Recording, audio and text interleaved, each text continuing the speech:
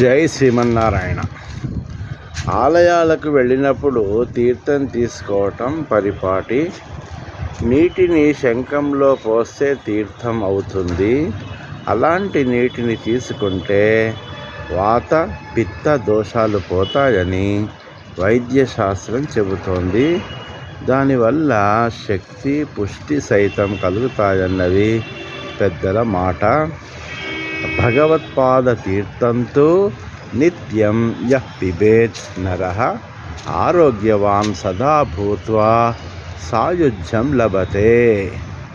స్వామి తీర్థాన్ని పుచ్చుకునేవాడు ఆరోగ్యంగా ఉంటాడని, పరమేశ్వర సాయుధ్యాన్ని పొందుతాడని పరమపురుష సంహిత వివరిస్తోంది. తులసితో కూడిన సాలగ్రామ తీర్థం అన్ని రోగాలను పోగొడుతుందని చెబుతోంది.